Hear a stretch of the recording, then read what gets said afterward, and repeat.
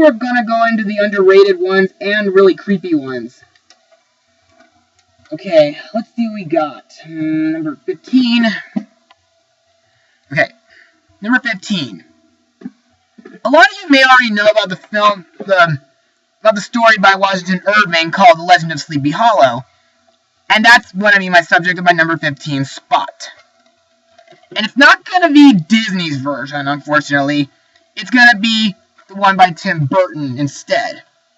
I kind of like this one better, since, it's like how, Ichabod does survive in the ending of this one instead of the one that was made by The Happiest Place on Earth.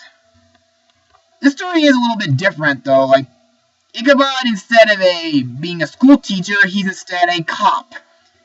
And also the villain, the horseman, is not exactly the main villain. He's just a puppet. The plot of this film is Ichabod goes to Sleepy Hollow to investigate murders that have happened there at times. There were 3 murders that happened prior to the story. And, well, everyone believes that the Headless Horseman is behind all this. For those who don't know about the infamous spirit, it's the horseman's supposed to be a Hessian who lost his head to a cannonball during the American Revolution, and he's been wandering the woods in search of a new one to replace the one he lost. He uses more than just a sword in this film, though. He uses, a hatchet with it as well. One day when Ichabod is investigating the woods where there's an evil tree planted in the forest, he figures that the head has been taken, and he'll keep on hunting after people until that head is returned to him. This film is pretty intense too, like other films, horror films I mentioned before.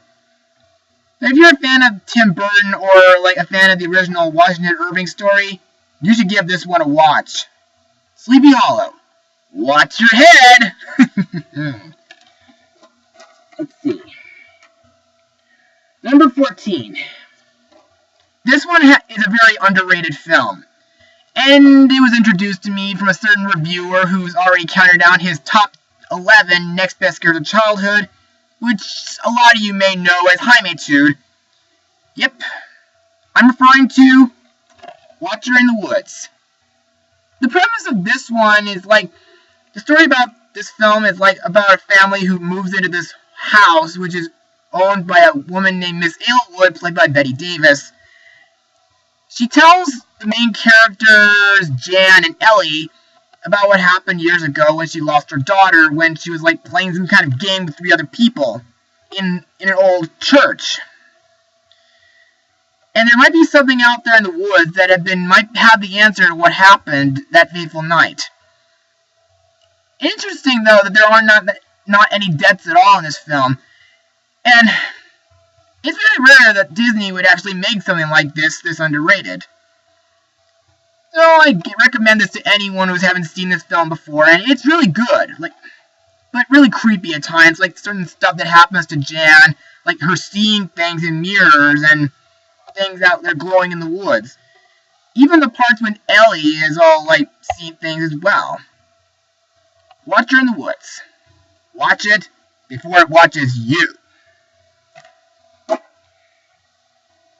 Number 13. And I'm not saying this in an unlucky way, though. From the workers of the former Will Venn Studios, known as Laika, and number 13 is Coraline. Some of you guys may have seen this one coming, because it does seem to be counted as a film that should be watched around Halloween. The story is about a young girl named Coraline, played by Dakota Fanning, and she's kind of bored with her life. Her parents don't seem to care too much about her. The food that they serve her is disgusting to her. Nothing's ever fun around the place they just moved to. Even the neighbors were kind of weird to her as well. But one night she discovers this little door in her house, and it leads to a world where everything's better. Like everything. And it's ruled by by the other mother, who turns out to be the most terrifying animated villain of all time. Even her alter ego gives her the creeps. However, my favorite character in this film happens to be the cat that's voiced by Keith David. And interesting but creepy supportive character.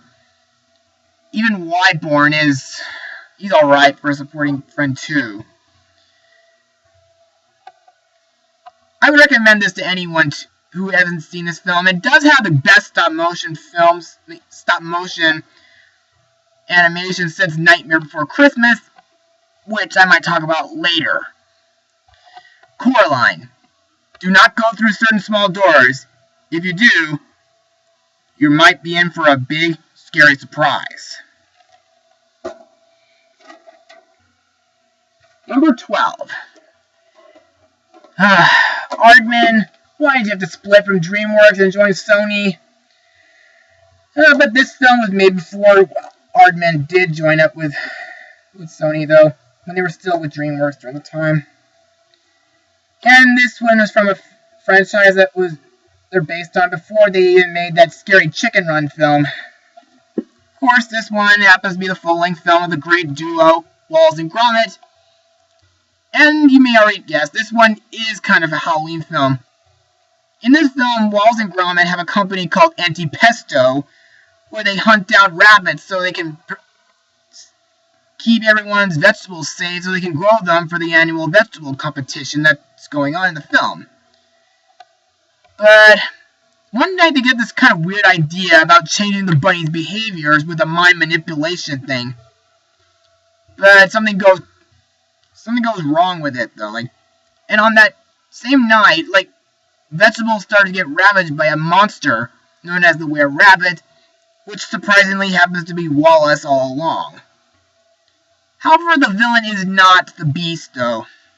The villain of this film happens to be an evil hunter known as Victor Quartermain, played by Voldemort Ralph Fiennes. If anyone's a fan of Wallace and Gromit or Aardman's creativity, you should give this one a watch. You'll be in quite for a treat, though. Wallace and Gromit: The Curse of the Were-Rabbit. You should watch this on a full moon and listen for a bunny's howl.